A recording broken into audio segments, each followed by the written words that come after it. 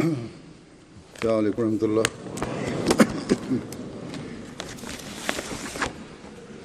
أشهد أن لا إله إلا الله وحده لا شريك له وأشهد أن محمدا عبده ورسوله أما بعد فأعوذ بالله من الشيطان الرجيم بسم الله الرحمن الرحيم الحمد لله رب العالمين الرحمن الرحيم مالك يوم الدين إياك نعبد وإياك نستعين اهدنا الصراط المستقيم صراط الذين أنعمت عليهم غير المغضوب عليهم ولا الضالين.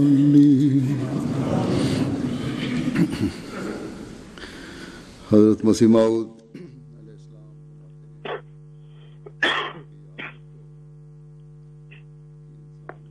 Der verheißene Messias Islam sagt, ihr sollt wissen, dass der Mensch jederzeit und in jedem Zustand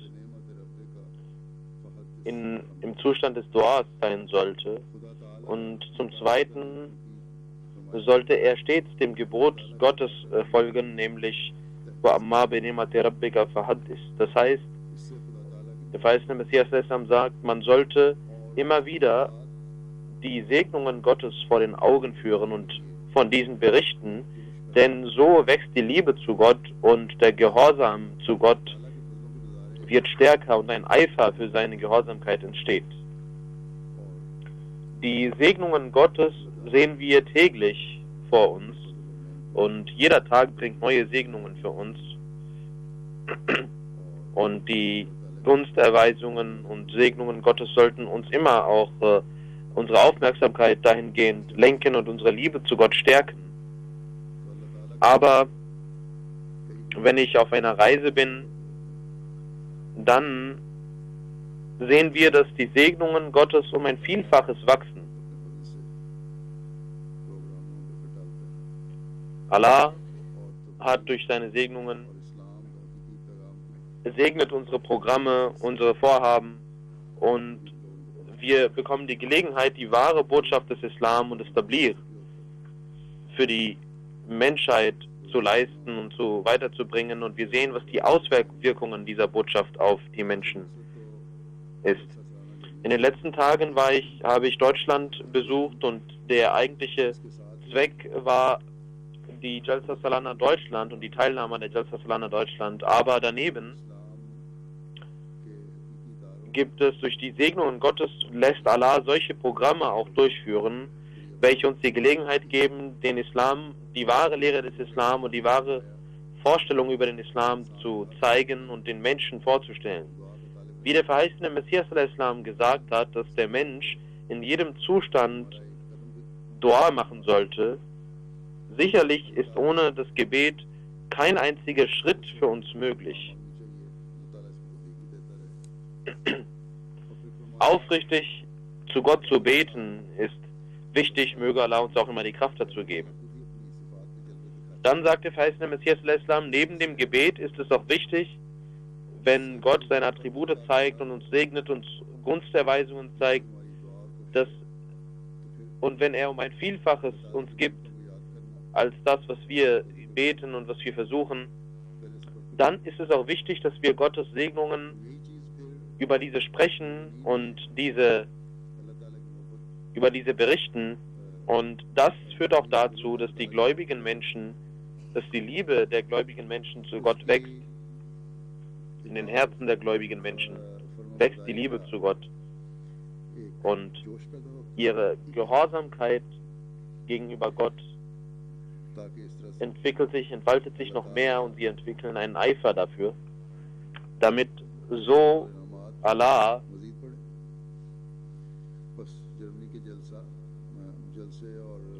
seine Segnungen und seine Gunsterweisungen wachsen lässt. Die Jalsa Salana Deutschland und die restlichen Programme in Deutschland haben viele Segnungen Gottes mit sich geführt und die Botschaft des wahren Islam und der Ahmadiyyat in diesen Tagen ist auf einer großen Bandbreite im ganzen Land verbreitet worden und das lenkt unsere Aufmerksamkeit dahingehend, dass wir die Segnungen und Gunsterweisungen Gottes nennen sollen und auch die Jamaat Deutschland sollte dankbar sein und sollte von diesen Segnungen berichten und sollte noch mehr Gott gegenüber in Dankbarkeit sich niederwerfen und beugen, damit die Segnungen Gottes wachsen. Es ist ohne die Segnungen Gottes nicht möglich, die Herzen zu erreichen. Kein Mensch kann ein anderes Herz erreichen ohne Gottes Willen. Auch wenn der Mensch sich bemüht, kann ohne Gottes Willen keine Botschaft Früchte tragen. Es gibt Redner, die auch eifrig reden können, aber die keine Wirkung haben, wenn, und manchmal gibt es einfache Worte, die schneller wirken. Das sehen wir auf der Jalsa Salana und die Gäste, die da waren und ihre Berichte haben uns dies gezeigt. Ich möchte kurz darüber berichten, was die Auswirkungen waren. In Deutschland sehen wir durch die Segnungen Gottes, dass aus Osteuropa und anderen Nachbarländern viele Menschen die Jalsa Salana besuchen. Es gibt viele Nicht-Ahmadis und Nicht-Muslime, die aufgrund von Kontakten zu Ahmadis die Wahrheit wissen möchten und deswegen die Jalsa besuchen. Und sie haben eine solche Auswirkung auf sie, dass sie das Bad machen. Und auch dieses Jahr kamen für die aus Mazedonien, Bosnien, Montenegro, Albanien, Litauen, Russland, Slowenien und anderen, Kroatien und anderen Ländern Delegationen zur Jalsa Salana Deutschland, ebenso aus Spanien, Italien, Naumobain und Nicht-Ahmadis kamen, um die Jalsa Salana zu besuchen. Genauso gibt es in Deutschland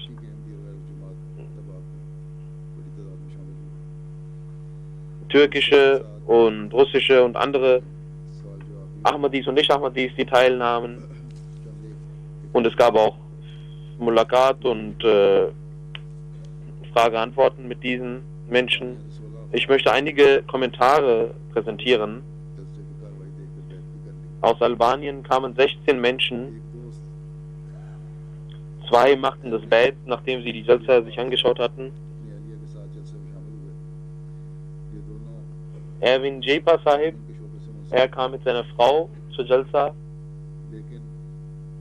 und beide sind Juristen und haben mit Rechtswissenschaften zu tun. Er selbst ist ein Ahmadi, aber seine Frau war vor der Jalsa Salana nicht Ahmadi und Alhamdulillah, durch die Teilnahme an der Jalsa Salana hat sie Bad gemacht und nachdem sie auch das Mulakat mit mir hatte und sie sagte, dass die Erfahrungen auf der Jalsa Salana extrem außergewöhnlich waren. Man sah Liebe, Aufrichtigkeit und Dienst. Und dies hatte eine große Auswirkung auf ihr Herz. Sie sagt, dass ihr Mann, der auch ein Anwalt ist, mir sehr viel über den Islam berichtet hatte und Tabligh gemacht hatte. Und ich hatte schon bereits eine Ahnung von der Schönheit der Ahmadiyyat. Aber heute sage ich mit voller Überzeugung, dass ich die Ahmadiyyat annehme. Und auch während des Mulakats weinte sie ständig. Sie ist eine junge Frau gewesen. Und auch in den Jugendlichen sehen wir, dass die Menschen den wahren Islam erkennen. Ein anderer Freund, Ibrahim Proshula Sahib, der während des Mulaqats sagte, ich werde nun ein Ahmadi, und er machte Bett und akzeptierte die Ahmadiyyat. Er sagt, ich habe sehr lange gebraucht, um diese Entscheidung zu treffen, aber heute tue ich dies mit voller Überzeugung und meine Entscheidung ist absolut richtig. Aus Kosovo kam ein Mensch, Avron Sahib. Er sagt, dass er auch letztes Jahr da war, aber er sah eine große Veränderung in der Jalsa Salana, und diese Größe und diese Verbesserung ist nur durch die Segnungen Gottes möglich gewesen. Und auch die Organisatoren sollten dankbar sein Gott gegenüber, und die sollten mehr Dankbarkeit gegenüber Gott zeigen, und ihre Dankbarkeit sollte wachsen.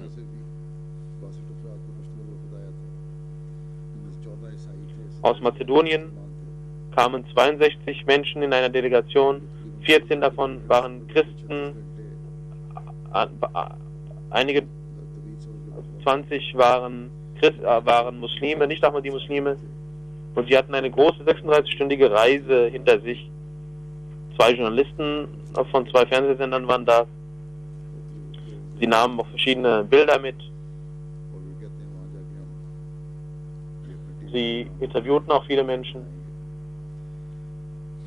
Und sie sagten, dass sie auch dort in ihrem Sender dies zeigen wollen. Ein Gast aus Mazedonien sagte,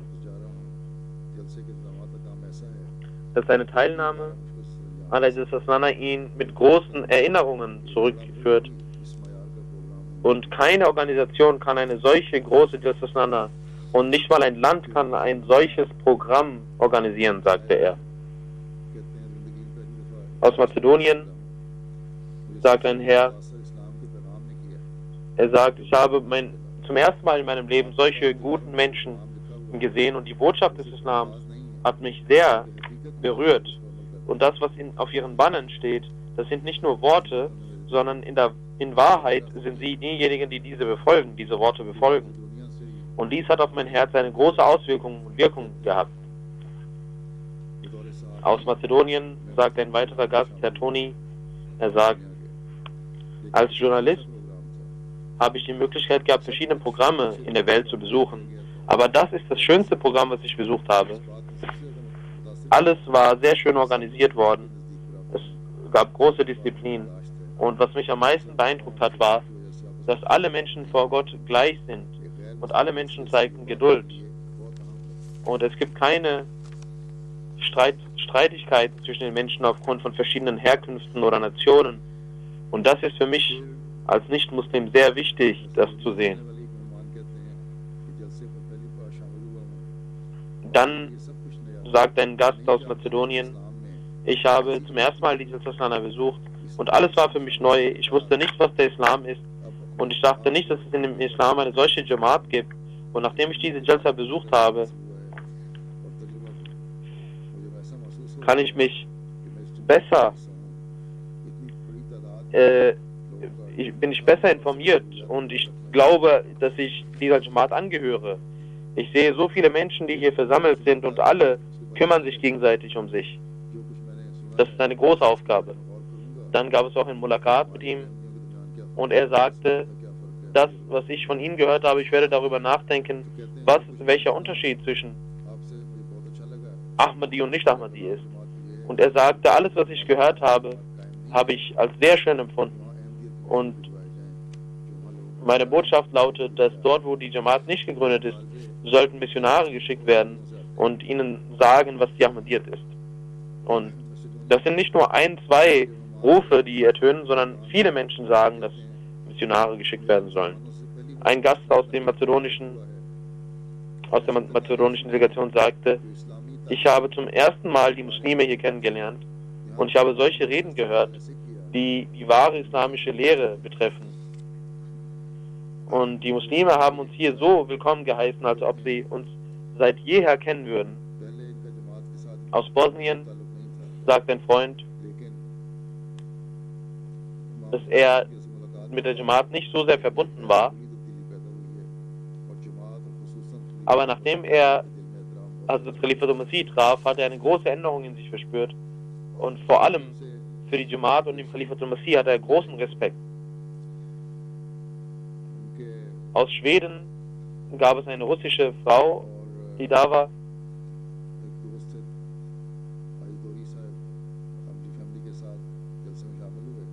Und es gab einen Freund mit einer Familie, der da war, mit seiner Familie. Sie hatte im Jahre 2013 die Ahmadiyyat akzeptiert, aber sie hatte mich noch nicht getroffen. Nach dem Mulakat war diese Familie sehr emotional und sie sagten die ganze Zeit, dass sie nicht dachten, dass sie Mulakat haben werden, aber dass dies möglich wurde. Und sie waren voller Eifer. Im Bein hatte er Schmerzen und der Murabi Sahib schreibt, dass er alle 2 Stunden halten wollte, als er kam, auf dem Weg hierher, weil sein Bein große Schmerzen hatte. Aber auf der Rückreise hat er 17 Stunden lang ununterbrochen die Reise unternommen. Und als man ihn fragte zu Hause, warum er nicht Rast gemacht hat, sagte er, das sind die Segnungen der Jalsa. Ich wusste gar nicht, dass ich Schmerzen habe im Bein. Das sind Segnungen der Jalsa. In der kroatischen Delegation sagte eine Frau, Yasipa Sahib, dass sie das Buch Weltkrise und der Weg zum Frieden von Huzur gelesen hat.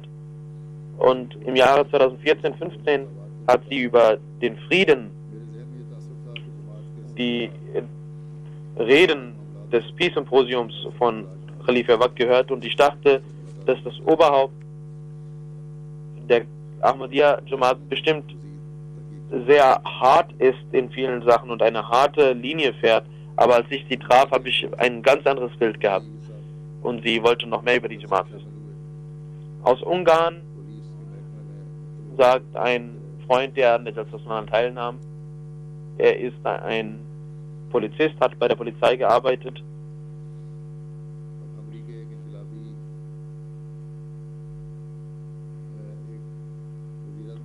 und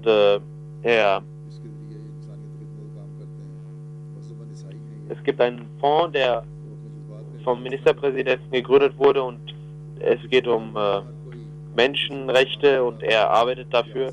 Er ist ein Christ und sagt, dass groß und klein jeder damit beschäftigt war, sich zu grüßen mit Salam und liebevoll zu grüßen. Ich kannte zwar die Sprache dieser Leute nicht, aber ihre Gesichter zeigten mir, dass diese Menschen Liebe verbreiten. Ich habe die ganze Welt gesehen. Von Ost bis West habe ich nicht einen solchen Anblick gesehen. Diese Jalsa Salana hat eine große Auswirkung auf mich. Und ich werde meinen Freunden über die Jamaat Ahmadiyya berichten.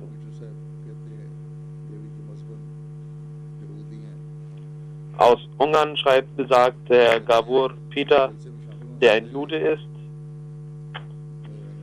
Er sagt, vor der Teilnahme an der Jalsa Salana hat mir der Mumballigh gesagt, als man mit ihm über Islam und Judentum sprach, diskutierte er sehr stark, aber als er mich traf, sagte er, ihr sagt nicht nur Love for all, Hatred for none, Liebe für alle, Hass für keinen, sondern ich habe gesehen, dass ihr diesem Motto folgt und eure Taten diesem Motto folgen. Und er hat gesagt, dass er in Ungarn bereit ist, der Jamaat zu helfen in jeder Hinsicht, jegliche Hilfe, die die Jamaat benötigt. Das sind die Veränderungen, die Allah bewirkt.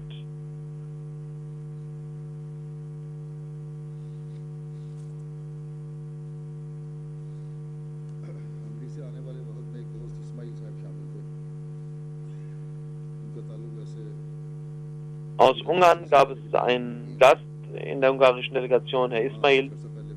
Er ist eigentlich aus Burkina Faso, aber er wohnt in Ungarn und er hat dort Bad gemacht und die Jamaat akzeptiert. Er kam mit seinen Töchtern, 2 Töchter hat er, und er wollte mit ihnen kommen. Seine Frau ist Ungarin, aber die Frau sagte, dass sie die Töchter nicht schicken möchte, alleine, und deswegen kam auch die Oma mit, weil die Frau nicht konnte, und das hatte große Auswirkungen auf alle. Auch die Oma hatte eine solche Auswirkung, dass die Oma sagte die ganze Zeit,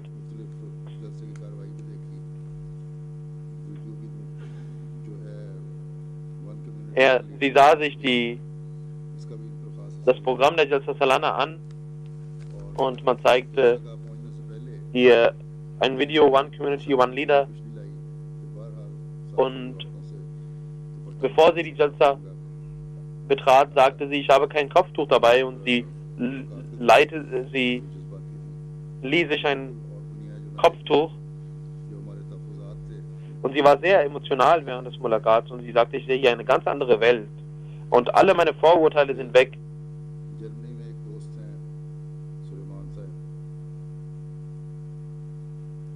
In Deutschland haben wir einen Freund, Suleiman Sahib. Er ist aus der Zentralafrikanischen Republik. Er sagt, ich bekam die Einladung zu Jalsa Salana und ich dachte, dass das eine Veranstaltung von 50 oder 100 Leuten sein wird, wo man ein bisschen was redet und isst und alle gehen weg. Aber hier habe ich gesehen, dass meine Ansicht hat sich völlig verändert. Es sind tausende Menschen, die hier da sind. Und ich bin bezaubert von der Jalsa Salana. Und ich bin immer noch bezaubert. Alles verzaubert mich hier. Und ihre Art und Weise des Tablighs ist sehr einzigartig. Und wenn man so Tabligh macht, dann wird nur ein unglückseliger Mensch dies nicht akzeptieren. Aus Montenegro sagt ein Herr Ragib Shaftahi, er sagt, ich habe die Reden gehört, ich habe die Organisation gesehen und es war außergewöhnlich.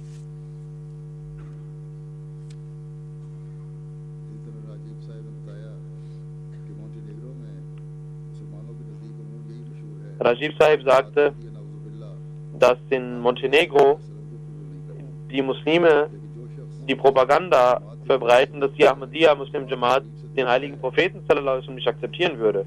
Aber jeder, der die Jamaat von nahem sieht, der merkt sofort, dass dies eine Lüge ist, die die Maulvis verbreitet haben.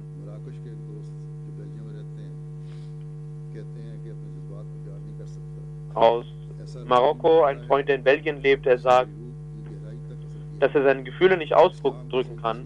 Es ist eine spirituelle Atmosphäre, die bis in seine Seele eingedrungen ist und er hat den wahren Islam dort gesehen. Er sagt, ich habe den Khalifa Awad gesehen und seine Reden gehört und meine Ansicht über die Ahmadiyyat hat sich komplett geändert. Möge Allah mir die Kraft geben, ein solches Bad zu machen, dass ich ein Diener der Jamaat werde und die Botschaft des verheißten Messias Islam bis in die Welt trage.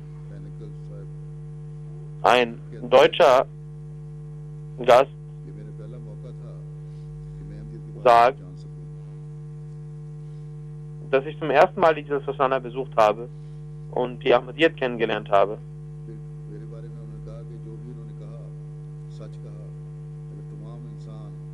Dann sagt er über mich, alles was er sagt, ist die Wahrheit. Und wenn die ganze Menschheit dies befolgen würde, dann würden wir in der ganzen Welt Frieden sehen. Und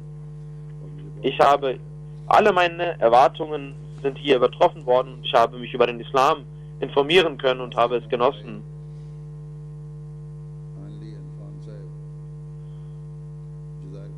Ein Naumobai aus Frankreich,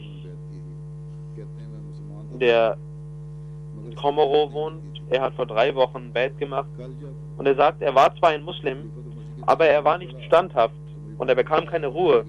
Aber als er gestern nachdem er hinter dem Khalifatul Masih das Freitagsgebet verrichtete, weinte er zum ersten Mal im Gebet. Und bevor er die Jamaat betrat, hatte er große Schwierigkeiten. Und nachdem er das Bett gemacht hat, ist alles einfach geworden und er sieht täglich die Zeichen Gottes.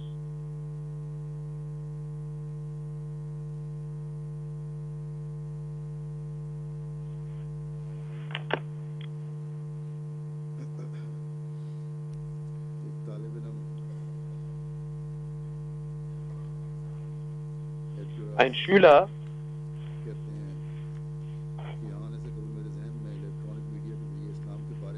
sagt, bevor er hierher kam, hatte er über den Islam aufgrund der Medien, elektronischen Medien, ein falsches Bild von dem Islam. Aber nachdem er die Jalsa gesehen hat und die Reden gehört hat, hat sich sein Bild gewandelt. Die Leute hatten eine große positive Ausstrahlung und er hat den wahren Islam gesehen. Genauso gibt es viele Bemerkungen und Ansichten. Ein Anwalt aus Litauen sagt, er hat die Reden des Kalifen der Zeit gehört, er hat den Islam kennengelernt, er hat die wahre Lehre des Islam kennengelernt und ich bin dankbar und als Anwalt werde ich in meinem Land ihnen helfen und sie unterstützen. Aus Bosnien sagt ein Freund,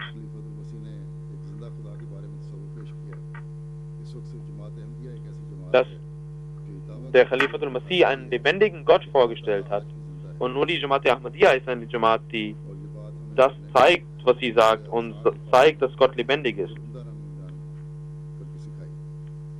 Und das haben sie uns in einfachen, aber wirkungsvollen Worten gesagt.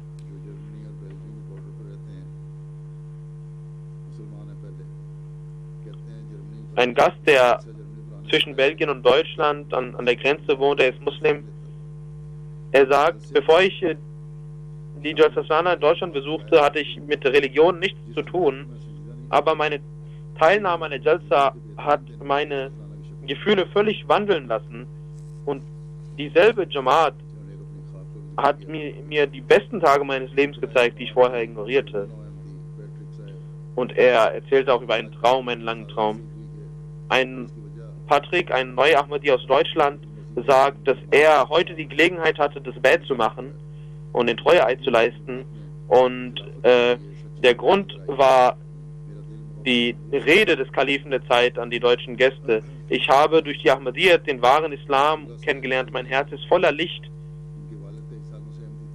erfüllt mit Licht. Abdullah Sahib, ein Syrer, sagt, dass sein Vater ein Ahmadi war und er lebte mit seinem Vater in Russland und nun ist er umgezogen und sein Vater hatte ihm viel über die Ahmadiyyat erzählt, aber er konnte noch nicht Bad machen. Aber nachdem er diese Salana besucht hatte, obwohl er vor der Salana viele Fragen hatte und der Muballigh ihm über die Wahrhaftigkeit des weißen Messias Islam berichtete, aber er das nicht akzeptierte und man sagte ihm, dann solltest du Dua machen und er betete auch und man sagte ihm, sie sollen mit Schmerz beten, dass Allah sie recht leitet. Und am zweiten Tag der Jalsa Salana, als meine Rede zu den Gästen war und danach auch eine Sitzung mit den Tabligh-Gästen, jedenfalls am Tag der Rede sagte er, dass sie mir einen Beweis aus dem Heiligen Koran geben sollen, dass der verheißene Messias wahrhaftig ist. Unser Muballigh gab ihm einen Beweis und zeigte ihm einige Prophezeiungen und den Fortschritt der Jamaat. Er sagt, ich möchte Bad machen, denn Allah hat mir ein Zeichen gezeigt. Er sagt, ich betete nachts zu Gott und als ich einschlief, sah ich im Traum, dass eine große Wand ist und dort steht Al-Ahmadiyya. Und dort ist ein großes Licht vorhanden. Und als die Rede von Hazur zu den deutschen Gästen war, währenddessen hatte ich den Wunsch, dass ich doch, wie schön wäre es, wenn ich beim Khalifatul Masih stehen würde und in seiner Nähe wäre. Er sagt, nach kurzer Zeit bemerkte ich, als ob ich für eine Sekunde auf dem Stage bin, beim Khalifatul Masih, seitlich zu ihm stehe. Und danach sagt er, öffnete sich die Wahrheit auf mich. Ich wollte einen Beweis aus dem Heiligen Koran haben, aber die Wahrheit ist, dass nach dem Gebet Gott und nach diesem Traum mir alles Gott gezeigt hat und er machte das Bett. Genau so aus Algerien sagt ein Freund, dass jede Teilnahme der Jalsa dazu führt, dass er seinen Glauben stärkt und er sieht Gottes Unterstützung und Hilfe. Während der Jalsa spürte er, als ob er im Paradies sei, wo überall, trotz verschiedener Herkunft und Nationen, alle sich lieben und grüßen, wie im Paradies, Tahiyatum fiha salama, als ob der Friedensgruß vom Paradies ertönen würde. Ein christlicher Gast sagt, er ist aus Italien und gehört einer Organisation an, die sich um Frieden bemüht. Er ist auch im Vatikan, hat er großen Einfluss und er hat auch verschiedene Bücher über den Katholizismus geschrieben. Und er sagt, wenn er wieder zurück in Italien ist, er hat bereits schon einen Artikel geschrieben, welcher von tausenden Menschen gelesen wurde in seiner Zeitschrift.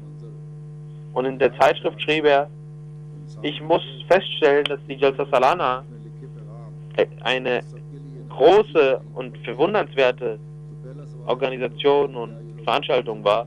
Und Liebe für alle, Hass für keinen, das ist sein Motto. Und die erste Frage, die sie stellt, ob diese Menschen wirklich Muslime sind. Und in der Tat, sie sind wirklich Muslime. Die Atmosphäre ist eine eigenartige Atmosphäre voller Liebe. Ich habe mit meinen eigenen Augen gesehen, dass tausende Menschen aus verschiedenen Nationen, die dort da anwesend sind, alte und junge, zeigen eine wohlorganisierte Gemeinde. Und das hat mich sehr beeindruckt, dass hunderte Menschen ohne Geld arbeiten und freiwillig arbeiten.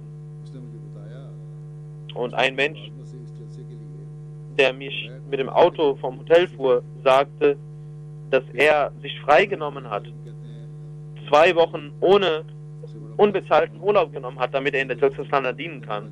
Dann sagte er über den Kalifen der Zeit, dass ihm seine Reden sehr gefallen haben, die zur Rechthaltung geführt haben.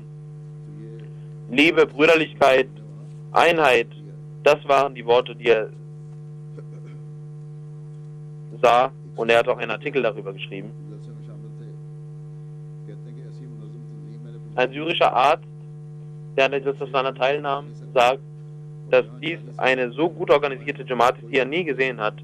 Wir können nicht einmal 6, 7 Leute organisieren und hier sind 40.000, 50.000 Menschen versammelt und ohne irgendwelche Probleme. Ich respektiere Hazrat Mirza Sahib und ihren Kalifen und er sagt, ich habe Bahrain Ahmadiyya gelesen. Ich schwöre bei Gott, es gibt kein Buch, das diesem gleichkommt im 19. Jahrhundert, weder in Arabien noch irgendwo. Möge Allah auch seine Brust öffnen, sein Herz öffnen und ihm die Kraft geben, das Bett zu machen. Durch die Gnade von Allah sehen wir sehr große Auswirkungen. Ich habe nur einige davon genannt und das, was ich genannt habe, sind auch nur zusammenfassend. Es gibt sehr viele Bemerkungen. Die Segnungen der Jalsa sind sehr segensreich. Einige Gäste haben auch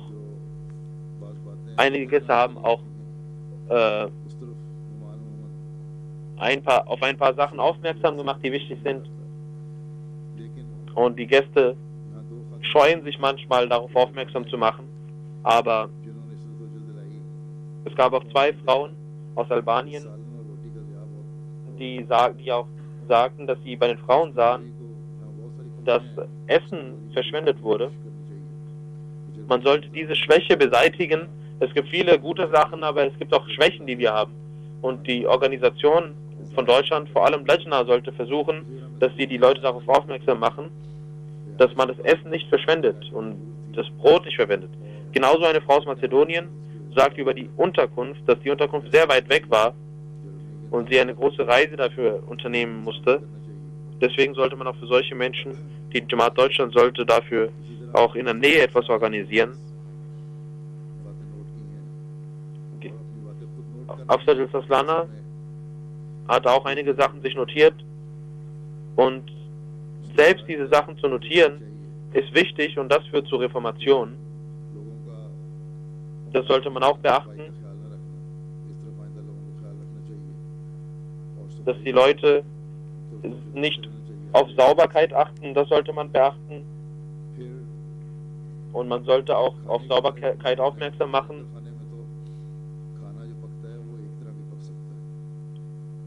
Über das Essen haben einige gesagt, dass in der Langarkhana einige Menschen haben sich beschwert, dass keine Nudeln da waren. Aber das ist die spirituelle Nahrung, die wir bekommen. Die Ahmadis sollten nicht so etwas sagen. Alles, was sie dort bekommen, sollten sie essen.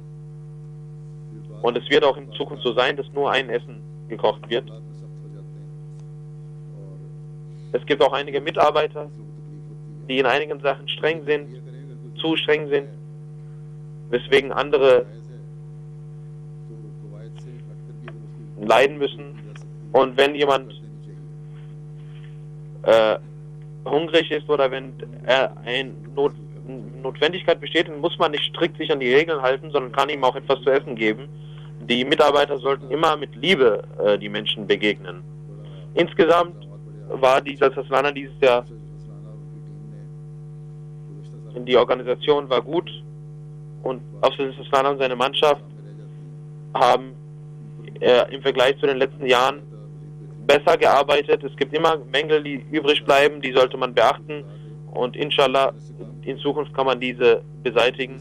Möge Allah alle Mitarbeiter belohnen, die mit die Opfer erbracht haben. Man hat auch den Gästen viel mehr. Es gab in der ersten Nacht Probleme mit den Matratzen und das wurde auch verbessert und zwar sehr gut. Und auch der Ton wurde verbessert und durch die Segnungen von Allah haben wir diese Probleme nicht gehabt.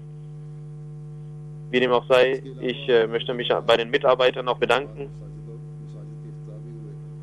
Darüber hinaus, während des Besuches, gab es auch Moschee-Eröffnungen. Die möchte ich auch kurz erwähnen. In Aachen wurde die Moschee eröffnet.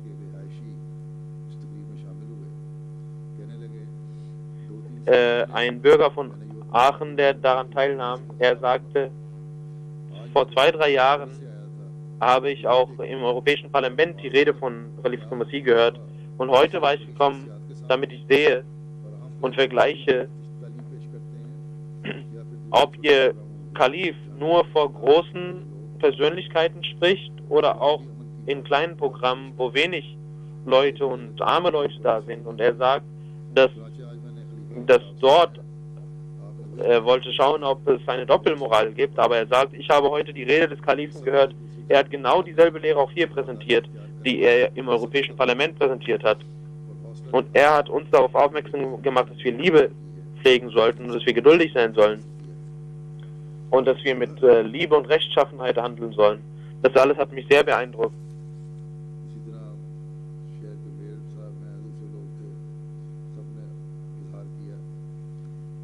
Genauso der Bürgermeister der Stadt und andere Menschen haben auch ihre positiven Bemerkungen gegeben.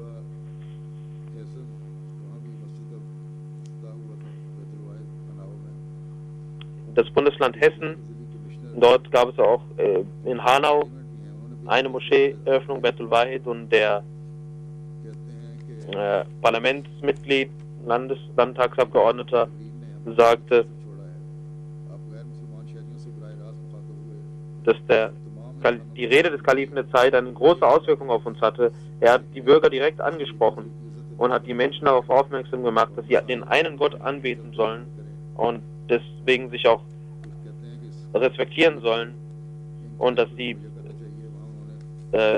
Frieden stiften sollen.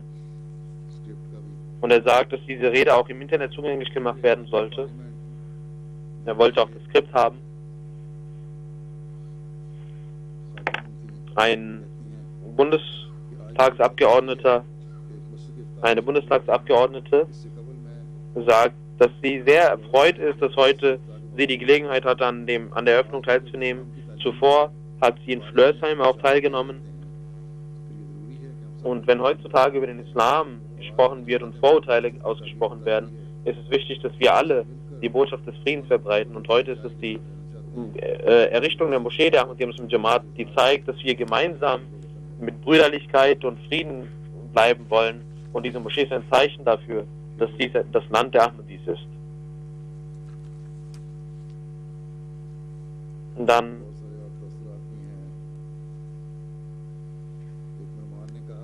gibt es auch sehr viele andere Bemerkungen.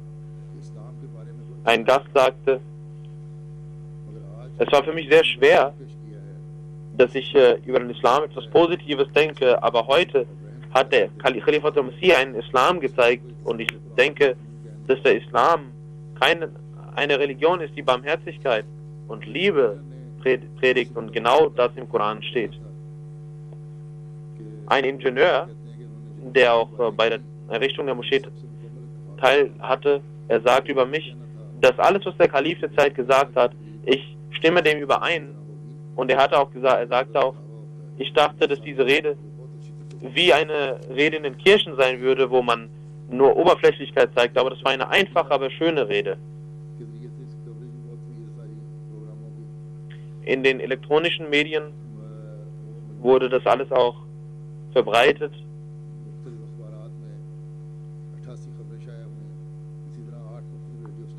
Viele Zeitungen, 88 Nachrichten wurden verbreitet, 8 Radiostationen und 4 Fernsehsender berichteten davon. Und diese Zeitungen und Fernsehsender erreichten 106 Millionen Menschen, die die Botschaft des Islams erhielten. Und es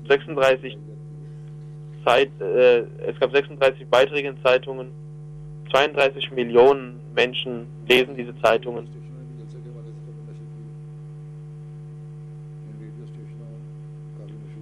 Drei Radiosender berichteten von der Jalsa Salana. Das sind berühmte Radiosender. Ebenso gab es 4 Fernsehsender, die über die Jalsa Salana berichteten. Darüber hinaus,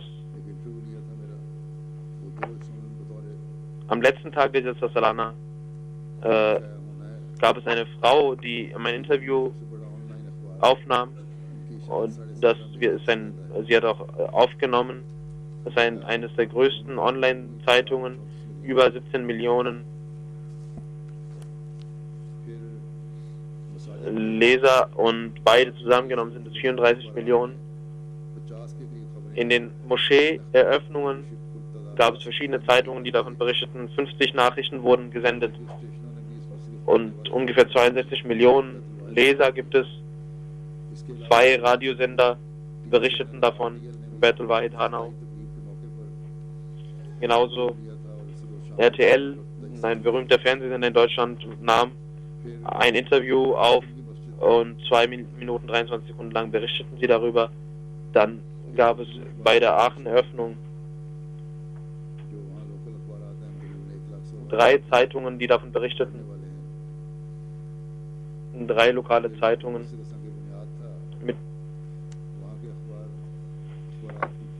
Dann gab es eine Grundsteinlegung und dort haben die Zeitungen auch davon berichtet und das sind ungefähr 6 Millionen Leser. In Fechter gab es die Moscheeeröffnung, 4 Nachrichten wurden dort gesendet und das sind ungefähr 2.600.000 Menschen, die diese Zeitung lesen. Eine Zeitung dort, die Zeit, Dort gab es ein Interview, welches veröffentlicht wurde. Das sind ungefähr 1,5 Millionen Menschen, die das lesen. Das ist eine Wochenzeitung, die seit 1946 jeden Donnerstag veröffentlicht wird. Ungefähr 500.000 wird veröffentlicht und sind ungefähr 1,5 Millionen, die das lesen. Es gibt auch eine Online-Edition, die im Internet ungefähr 5 Millionen Menschen sich anschauen. Das ist ein Ahmadi-Journalist, der dieses Interview aufnahm.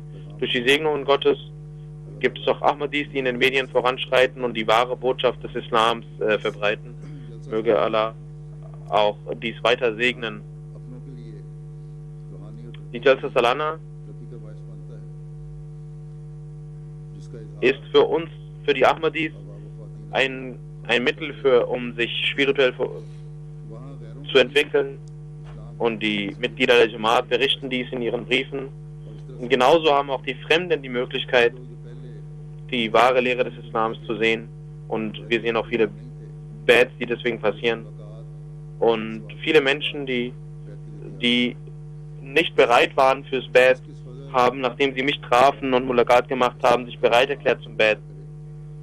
Welche Segnungen Gottes soll man noch nennen und dankbar sein? Welche Gunsterweisung Gottes soll man noch nennen, die Allah uns zeigt? Möge Allah uns jetzt dazu befähigen, dass die Jamaat diese Segnungen auch, dass sie diese auch organisieren können und die neuen Ahmadis auch sich um sie kümmern können und das auch immer wachsen wird. Möge Allah alle Mitglieder der Jamaat, die daran teilnahmen, auch von den Segnungen profitieren lassen und uns allen die Kraft geben, wahre, dankbare Diener Gottes zu sein. Nach dem Namaz werde ich ein Janaza Raib verrichten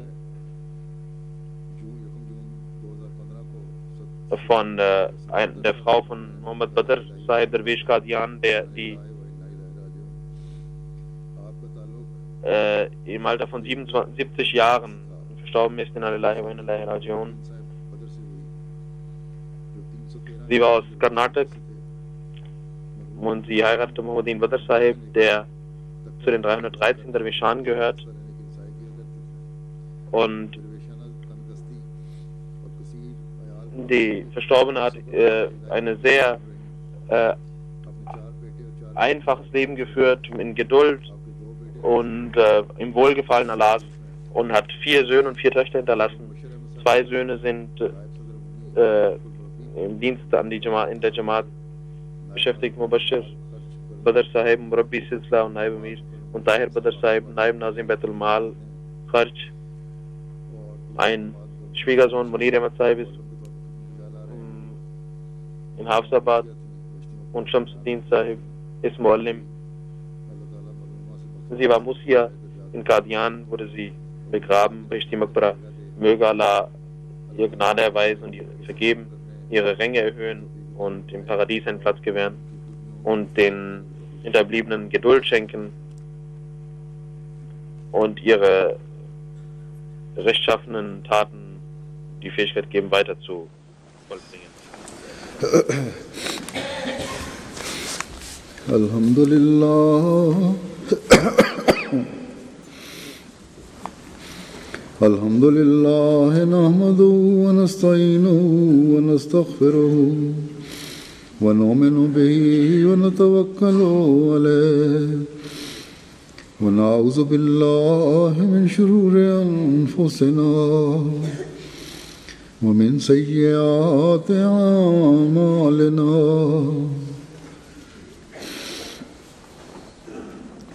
من يهده الله فلا مضل له ومن يضلل فلا هادي له ونشهد أن لا إله إلا الله ونشهد أن محمدا عبده ورسوله